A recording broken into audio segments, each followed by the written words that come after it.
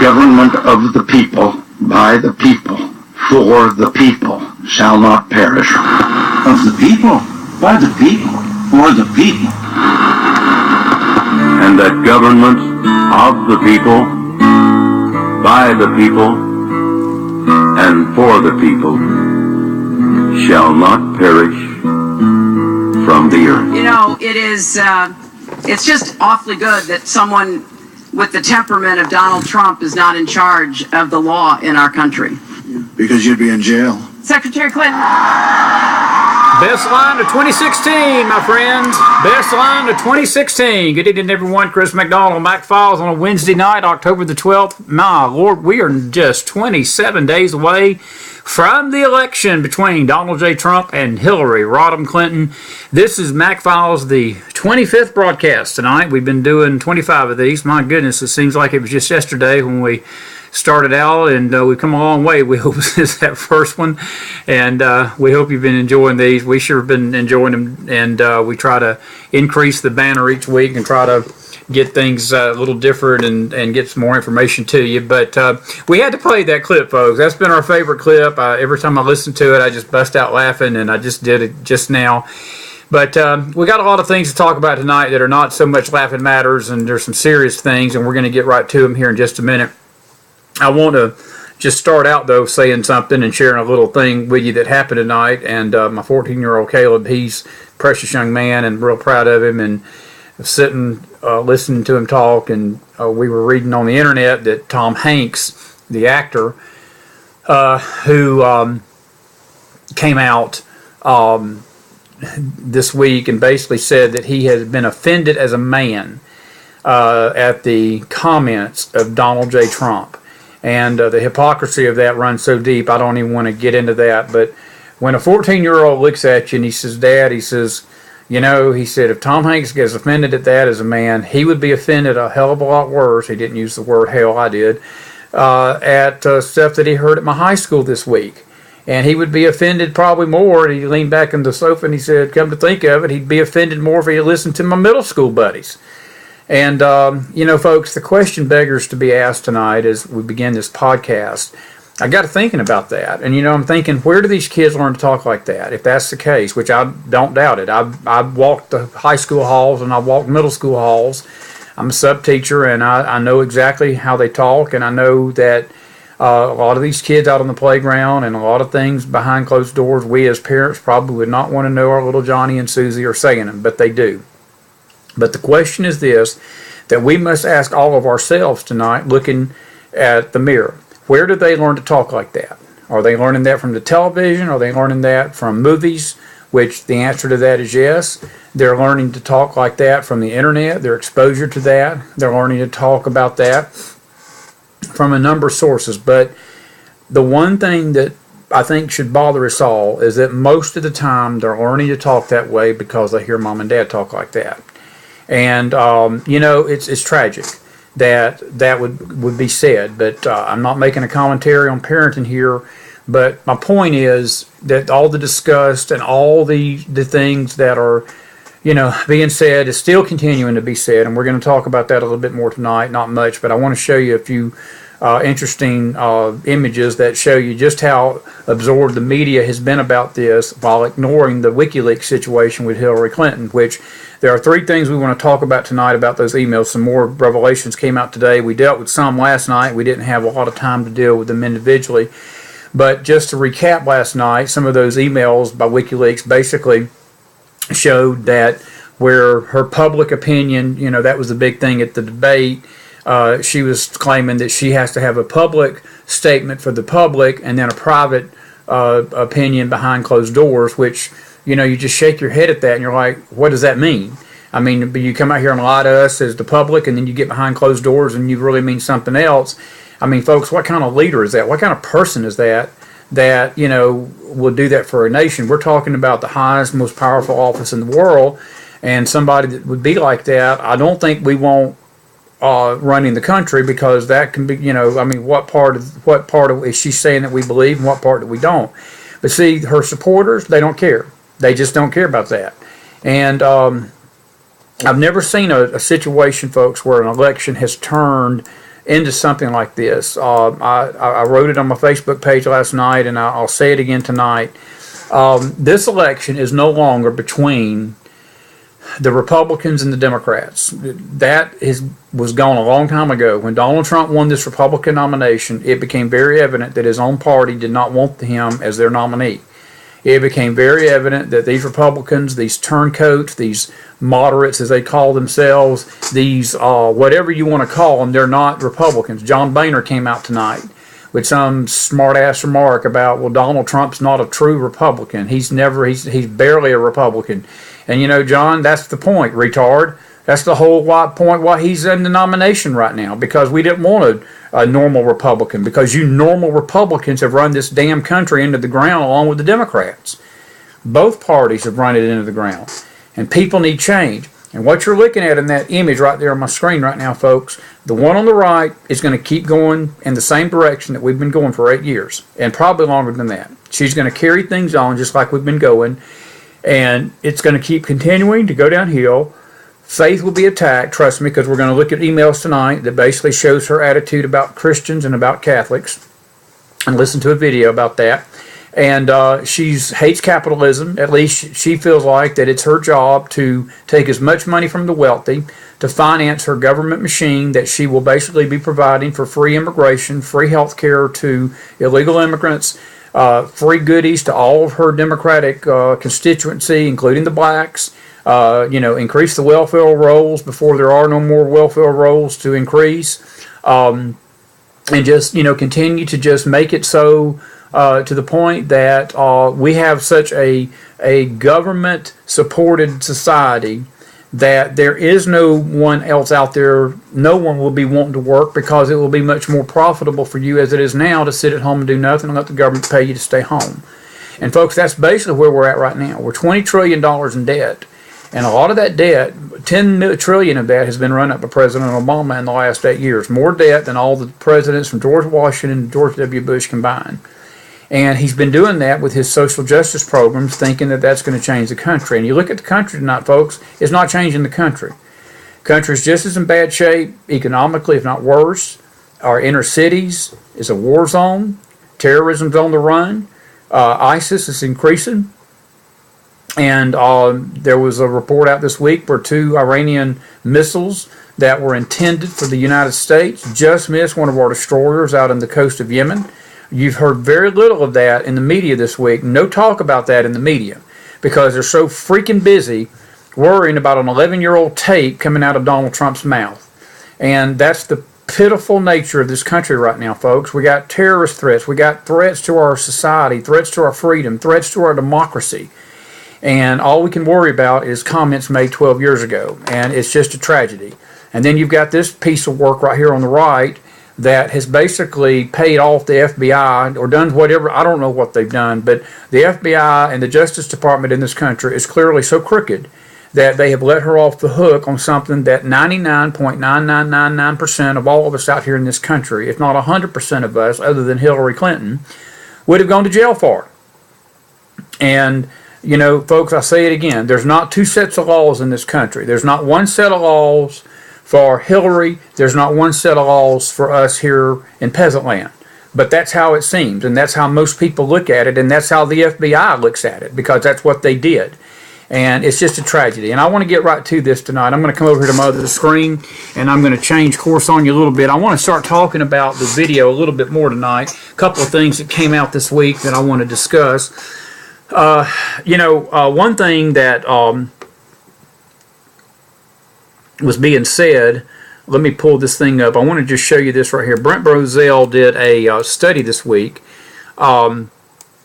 He did a study about what the media's coverage has been on the tapes of Donald Trump compared to the WikiLeaks emails. And again, folks, these WikiLeaks emails have showed a pattern of corruption with Hillary Clinton that, again, most people should be very upset about, but very few are even hearing about it, unless you follow Twitter, or you follow Fox News, or you follow some of the more conservative websites that are really digging into these emails and seeing what they say. But this is what Brent Bozell found from Friday night through Monday night. And we're on Wednesday night, and this probably could be carried on into tonight because it's basically the same thing, even now. But from Friday to Monday, ABC, CBS, NBC, mainstream media, and you can throw CNN in this too. But nearly 198 minutes were dedicated to covering stories related to the Trump tape. Only 13 minutes of coverage, folks, in a 72-hour period were given to Hillary Clinton, WikiLeaks emails, anything related to Clinton corruption. Now, if that don't illustrate to us all just how crooked the media is and how the fix is in, then I don't know what does. Donald Trump has been excoriated, he's been mocked, he's been lampooned by the left, all these pundits on television, for him saying that the system is rigged, and that the media is rigged, and that the election is rigged. And we all laugh at that. People are laughing at that. They think, oh, that's just conspiracy talk, Donald. You're just upset because you're not winning. Who says he's not winning? Who says he's not winning, folks? None of us know what those polls are saying. You can take whatever you want to from any poll and spin it any way you want to. But I want to remind you of something while I'm on that subject, because this is something that I think we all forget. And I want to let you to look at this right here. This was taken 2 days before the Brexit vote in Britain. That's a poll that one of their local media people had put out over the telly over in Britain and London. And again, this was two nights, just 48 hours before the vote was taken. And this was the chance that Britain would vote to leave the European Union. They had polled people out on the street, and this is what that poll came back to say. 96.5% of all Britons that they polled, quote unquote, believed that Britain was staying in the European Union. Only 3.5% was basically, according to their polling, was saying that the Brits would leave it. And folks, that vote was 60-40, almost 20% higher that Britain left the European Union. And my point in saying that is this, and I may sound like a broken record, but I need to sound like a broken record, especially to Trump supporters out there tonight and people that are getting discouraged by all the bad news and all the negativity. My dear friend, who I adore dearly, sent me a text tonight and told me that she had heard that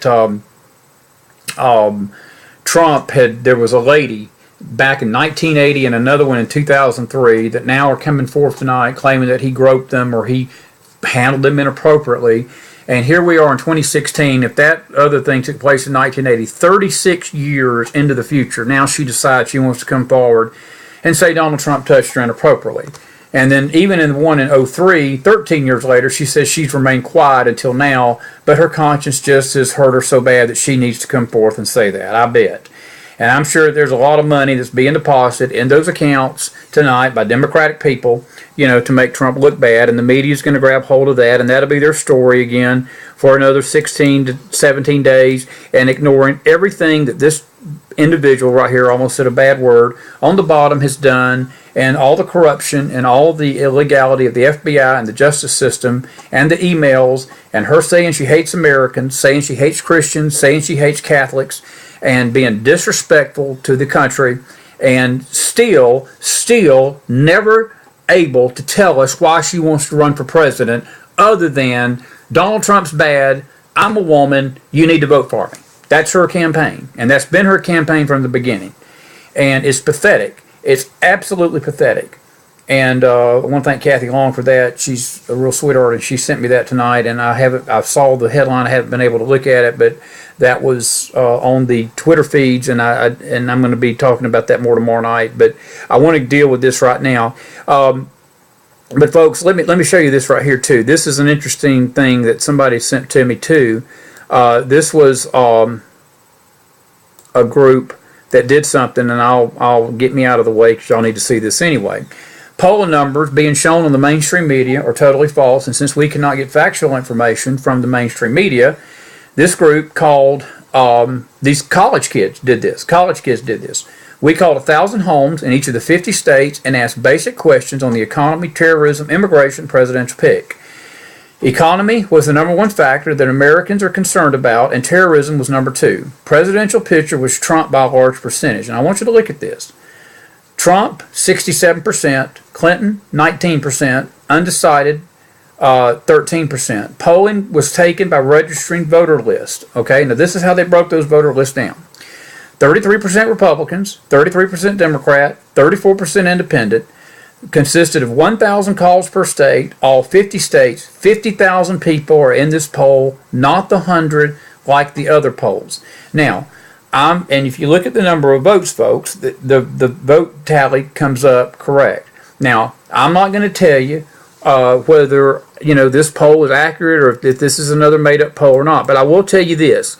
I've always felt like these little flash polls that we're getting from these colleges and Gallup and the Wall Street Journal, they sample 800 people in a state. That does not tell you how that state's going to vote.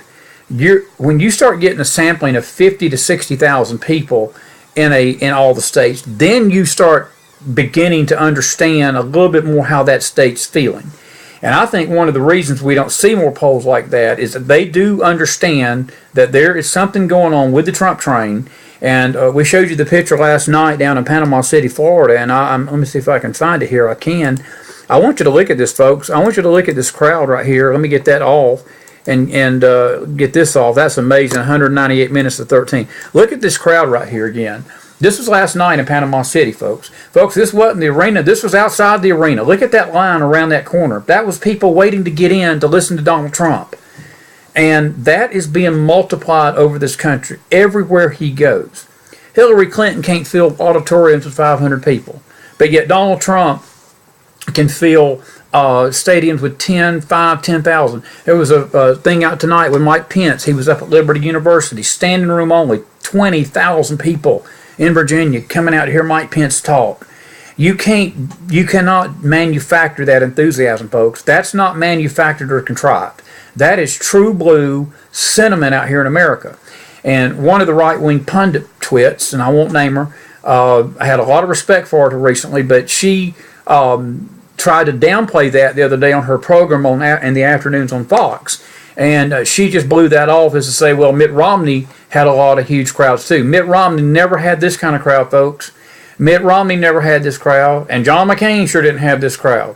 Somebody else did on John McCain's ticket, and that was Sarah Palin. And they crucified her.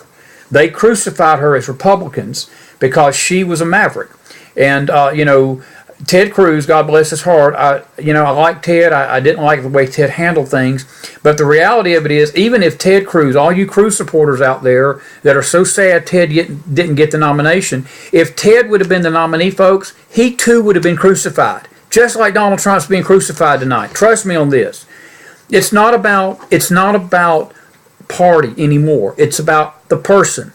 Donald Trump is a populist. He's preaching, we the people. I'm here to fight for the people. I'm here to fight for America. I'm here to fight for lower taxes. I'm here to fight for strong borders. I'm here to fight for a safe country. I'm here to turn this crime situation around. I'm here to make it more fair on small businesses to come into America and make a profit. That screams in the face of what's going on in Washington, D.C. right now. And that's on both sides of the aisle, folks. Republicans are just as guilty of bringing us into this mess as the Democrats have been. And it has absolutely been ridiculous to see the media again attack Donald Trump. And again, I go back and I put this up to show you that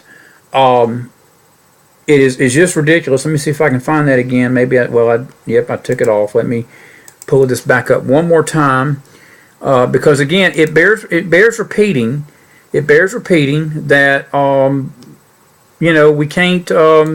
we just can't trust anything coming out of the media's mouth, folks. We just can't. And when you dedicate 198 minutes to a leaked video, and you dedicate 13 minutes to WikiLeaks emails that show collusion with the DOJ, shows that she herself knows you can't vet those Muslim refugees, shows that she hates Americans. We showed you that podcast last night.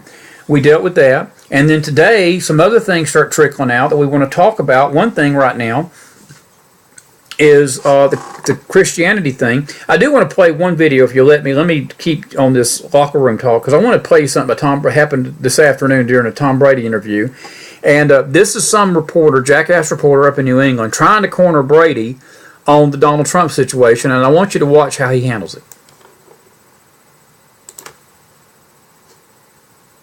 How do you respond when your kids heard Donald Trump's version of locker room talk? Thank you, guys. Have a good day. Thank you, guys. Have a good day. Thank God that Tom Brady said that. That's an athlete, folks. That's an athlete. And you heard the reporter's take on how do your kids feel about hearing Donald Trump's locker room talk. Doc Rivers, who used to be an Atlanta Hawk, and I've met Doc Rivers personally, actually, when I was working with the Times Enterprise. He was speaking at a Kiwanis Club meeting, had a chance to meet him and talk to him. He played for Atlanta for about 10 years, good guy. He's had a great coaching career. But Doc Rivers said something the other day that I just laughed myself down to the ground over, because he got on television and basically said that he had been in locker rooms all of his life, and he had never heard anything to the extent of what Donald Trump had said about in those videotapes. And I just thought to myself, Doc, do you really expect us to believe that? And, Tom Brady handled this like most people should handle it. Thank you very much. Have a nice day. And just cut the reporters off at the legs and let them stew in their stupidity and their ignorance. And I was real proud of Tom Brady today. Not a Patriots fan, but I may be growing into being one. All right, now, more serious situation, folks, and we need to change course tonight. A couple of things came out in this email, very important. I want you to listen to this video. That one of the things that came out in the WikiLeaks video is how Hillary Clinton feels about Christians and Catholics. Listen to this.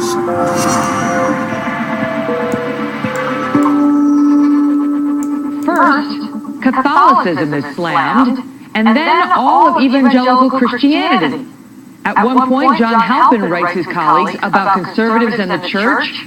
It's an amazing bastardization of the faith. Real class They must be acts. attracted to the systemic thought and severely backwards gender relations. Backwards gender Tony Perkins of the relations. Family Research Council argued these comments are par for the course for the Clinton campaign. Megan, this should be no surprise to those who listen to what Hillary Clinton says. Remember, this is the same elitist vineyard that gave us the term basket of deplorables. Used going further even to say that they're irredeemable, which obviously is a concept that stands in stark contrast to what evangelicals and Catholics believe, as they believe and cling to the redemptive work of Jesus Christ. This should be troubling to people that see that they believe that people who actually want to live by their faith are somehow backwater people. Look, there's a lot of Americans who literally simply want to live their lives according to their faith. And it's clear that Hillary Clinton and her team hold them in disdain. Again, this is where Hillary Clinton talks about the freedom to worship. It's okay if you just kind of go to church and treat it as a social club, a glorified social club, but if you literally want to teach your children these principles, live your life according to that, you're going to run into trouble with Hillary Clinton. Not only does this show hostility towards religious freedom, it ostracizes a historically crucial voting group. A poll from the Public Religion Research Institute showed that likely Catholic voters favored Hillary Clinton over Trump 55% to 34%. And a Georgetown study shows that in the past 16 presidential elections, Catholics have voted Republican only 3 times. Once for Nixon, twice for Reagan. It should be troubling politically for her, not because these evangelicals, maybe the Catholics, not the evangelicals are going to vote for her, but it shows the hostility toward religious freedom. And that is a tremendous video, folks. That is absolutely scary to think about, and I want to talk about that just for a few minutes tonight. This goes back down to where the direction of the country is going spiritually. Folks, there is a dark cloud that is descending upon our nation spiritually. We've got trouble ahead in this country if we don't get our spiritual house in order. And I've not dealt with spirituality a lot on this program, but I plan to more in the coming days and weeks as we get closer to this election. But America's only hope, as Franklin Graham said this week, is not Donald Trump. America's only hope is God. America's only hope is that we as a nation find a way back to the fundamental principles of faith, the fundamental principles of goodness and morality, and the fundamental principles of life.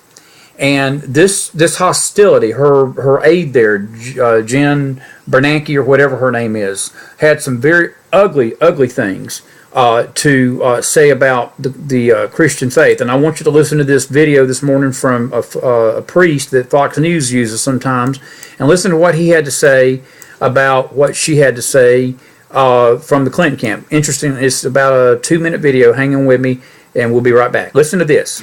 Newly released emails from WikiLeaks show members of the Clinton team saying some offensive things about important voting bloc, Catholics, and evangelicals. The emails are from the hacked account of the Clinton team chair, John Podesta. He is copied in one exchange, mocking the beliefs of Fox News CEO Rupert Murdoch and Wall Street Journal managing editor Robert Thompson. Clinton campaign communications director Jen Palmieri writing, quote, "I imagine they think it is the most socially acceptable, politically conservative religion. Their rich friends would not understand if they became evangelicals." Brother Jonathan Morris, Roman Catholic priest, Fox News contributor, good morning to you. You saw this, yesterday? Last night? What kind of language was that, Father? It's bigotry. They go on to say they must be raising their kids Catholic, referring to Murdoch and Robert Thompson. Wait a minute. Did he just say bigotry? Ain't it amazing that the claim that the Clinton camp always throws on Donald Trump and all these Democratic people out there that are voting for her, when you listen to them talk about Donald Trump, is that not the same word they use for him all the time, that he's a bigot? But yet their people can use this kind of language and they get away with it, and the media don't call Clinton a bigot. They don't call her a bigot. To them, that's not bigotry, to slam Catholics and evangelicals. But folks, it is bigotry. It shows you the disdain for them about people of faith. And again, I say this, that it's the media's portrayal of this, their lack of talking about this, that is so maddening, because where you get them piling on a video of 11 years ago, you get silence on something like this hardly today, except from Fox News. And that poll that the Fox people put out about the Catholics vote for 55-34, I'd be surprised if that don't change a little bit after the revelation of these videos, because there's two things in this world that you do not do in politics. You do not single out voters. You do not single out voters. You can look, the candidates are fair game. If she wants to call Trump and bring his faith into play, and if he wants to bring her faith into play, that's one thing.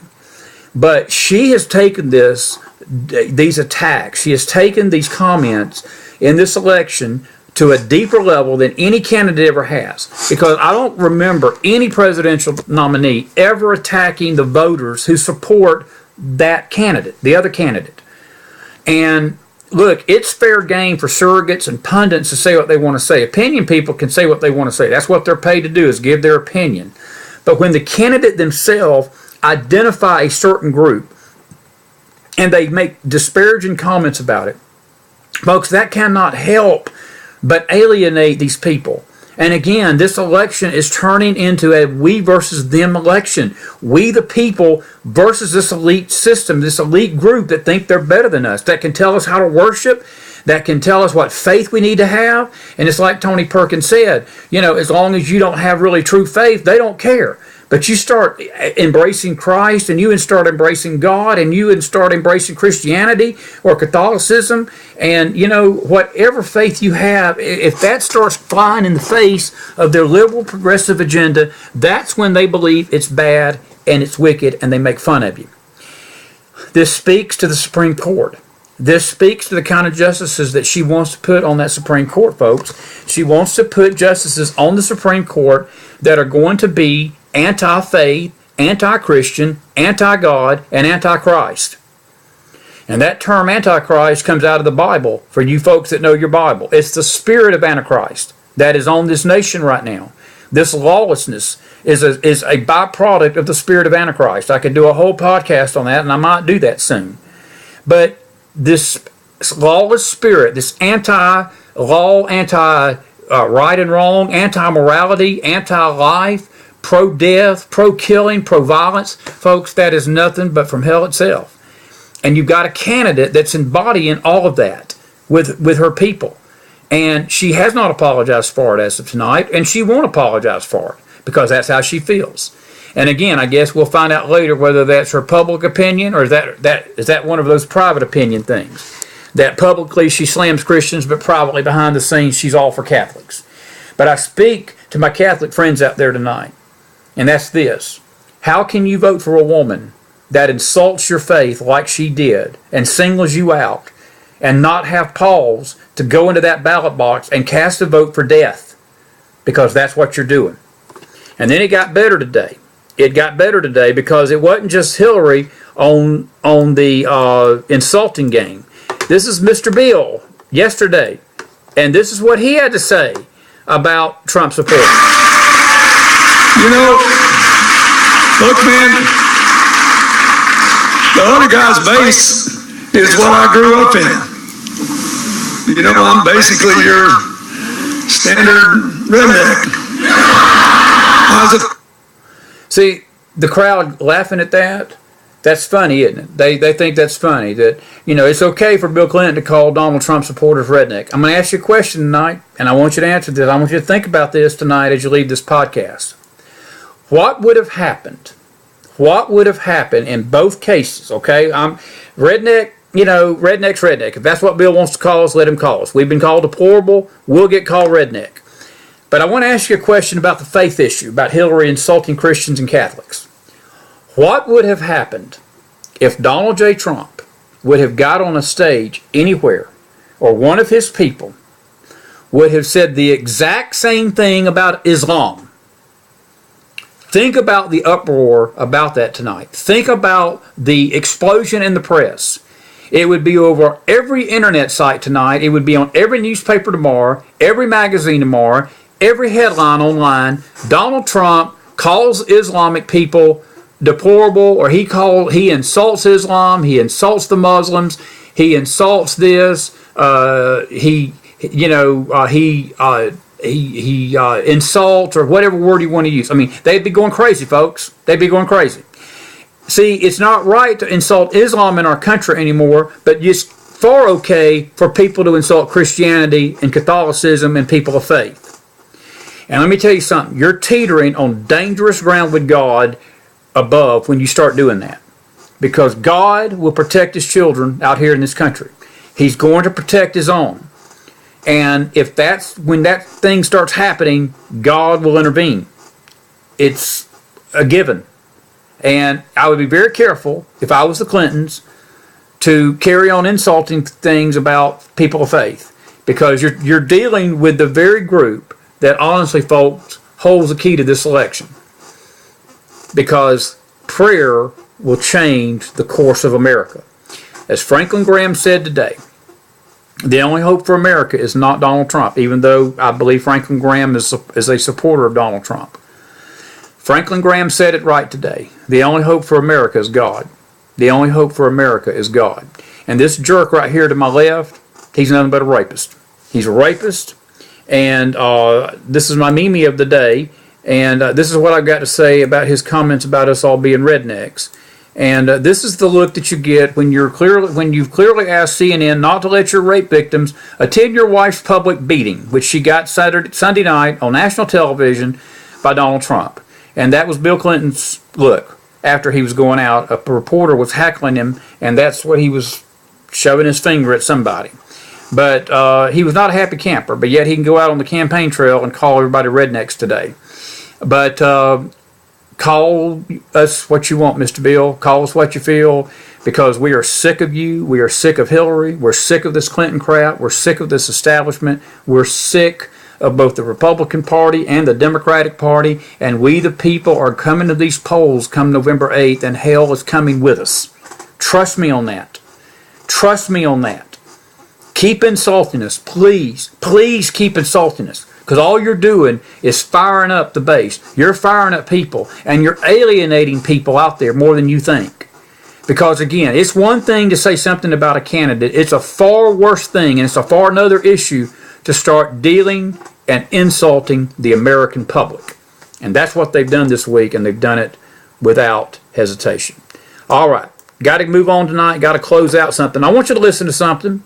Found it on Facebook last night. Great video. I don't know. I think it's going to last a little bit. The words Listen that to he this. spoke James Davis, 11 great years guy. ago, the crude comments that he made, he felt the need to come out and put some distance between the party and Donald Trump. This is about Paul and Ryan. I just heard moments ago that Speaker of the House Paul Ryan has canceled an event, a campaign event with Donald Trump that was supposed to take place tomorrow in the great state of Wisconsin.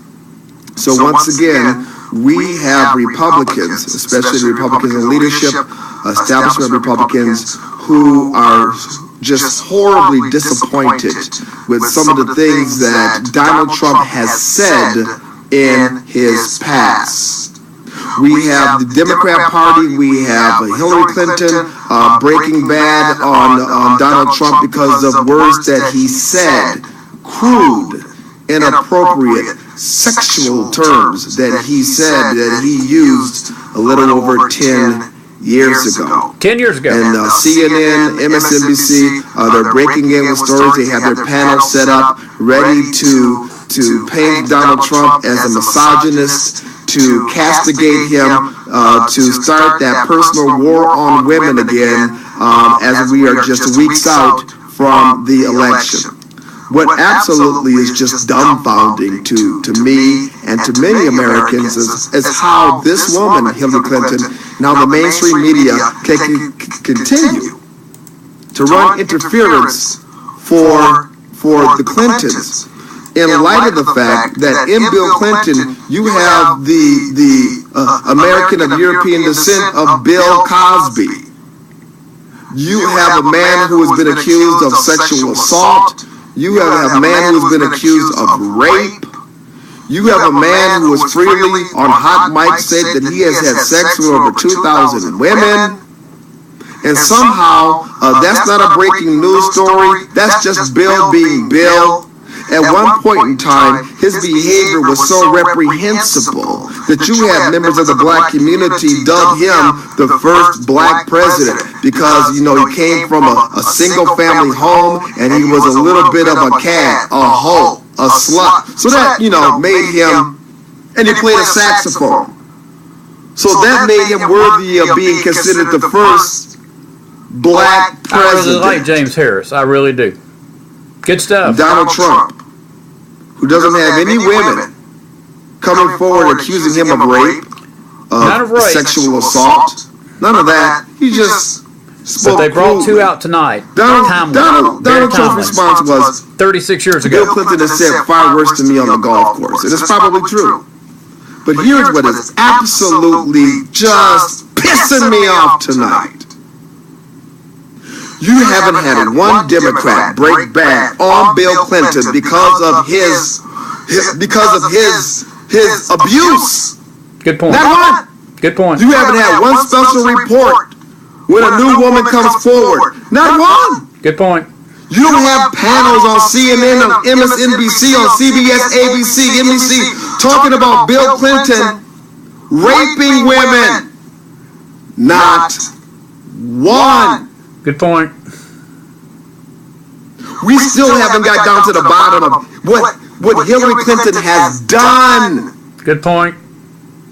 People who have been killed under her watch. 4 dead Her Americans. incompetence, the lives she put in danger by having her email on an unprotected server.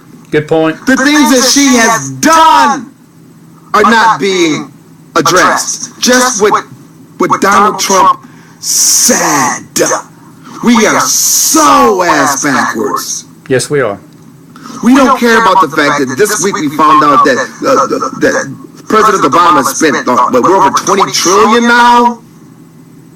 We haven't heard anything about the crumbling of Obamacare, how premiums are skyrocketing, how Obama illegally went to the Treasury to pay off the insurance companies so that they don't just go away right now. None of that. Very little talk We're about not that hearing in the about media. how Obama's policies in Syria has caused a genocide. Yes, it has, folks. Syria is pouring out into Europe, into America. Christians being slaughtered. A genocide. A genocide. No conversation about that. Good point, James. We're too worried about what Donald Trump said. Great point. Good 10 point. years ago.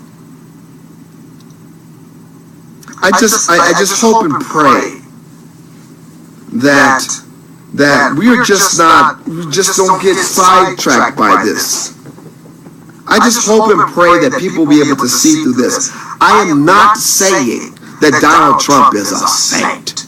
I am not saying that Donald Trump is a conservative. What I am saying is that Donald Trump is not Hillary freaking Clinton. What I am saying is that Donald Trump is not the establishment. Here's something else. And that's the problem right These there. Democrats will stick by people like Bill Clinton come hell or high water. You even had reporters in the past who said, I'd be willing to give Bill Clinton oral sex because he protected a woman's right to choose to have an abortion.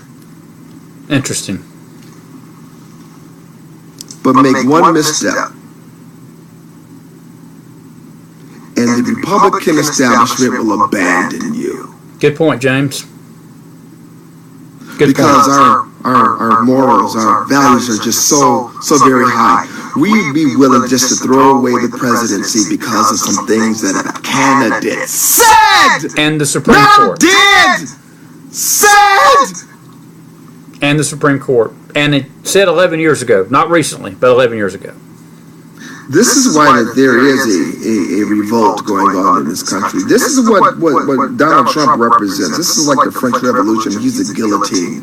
I am tired of the establishment. I am tired of the double standards. A lot of people are, James. If it were not for double standards, the left would have absolutely no standards at all. Good point. And to sit around and just be bombarded by this. I can't wait for the debate this weekend. How are they going to play this? You're going to have Hillary Clinton, who destroyed women's lives to protect the fact that her husband was raping and sexually assaulting them, attacking Donald Trump on this point, and you're going to have moderators running interference for them.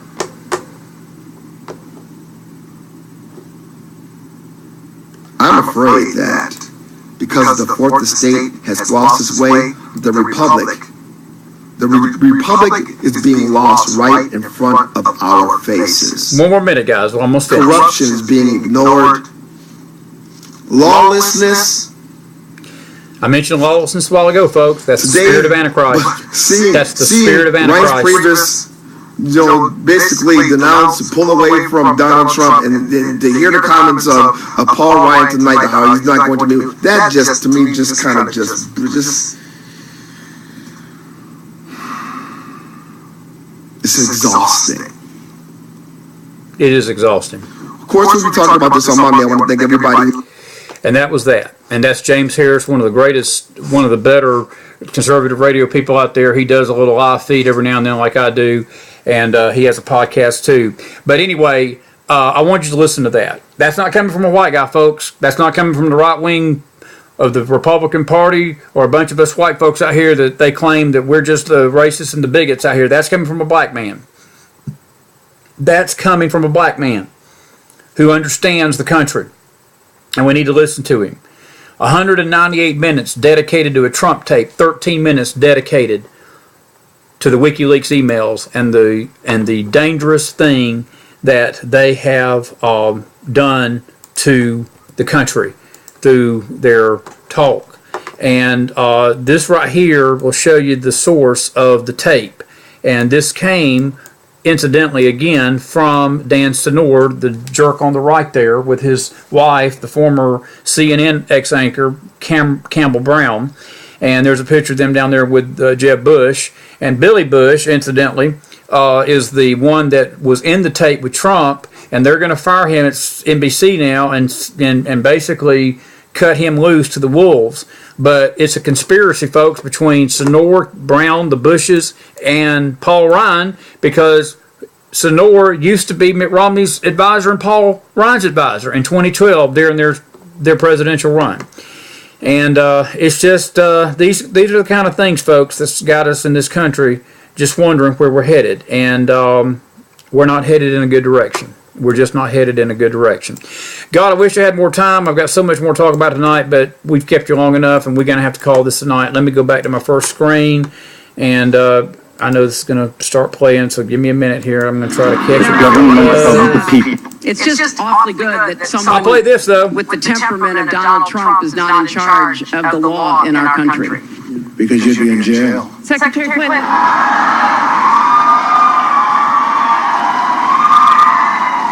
Priceless, folks. That is priceless.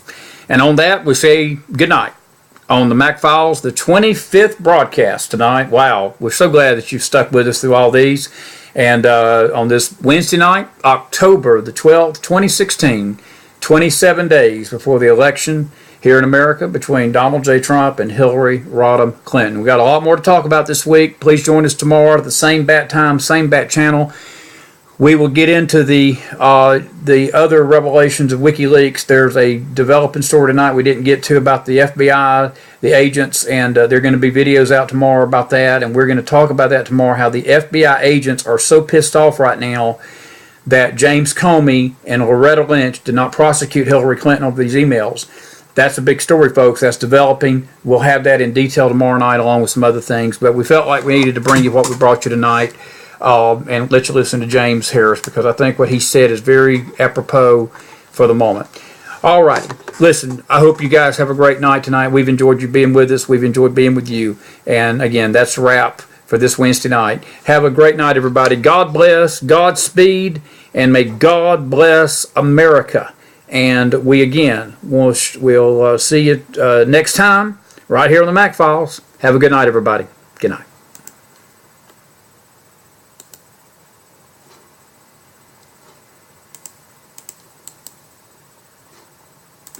The government of the people, by the people, for the people, shall not perish. Of the people, by the people, for the people. And that government of the people, by the people, and for the people, shall not perish from the earth.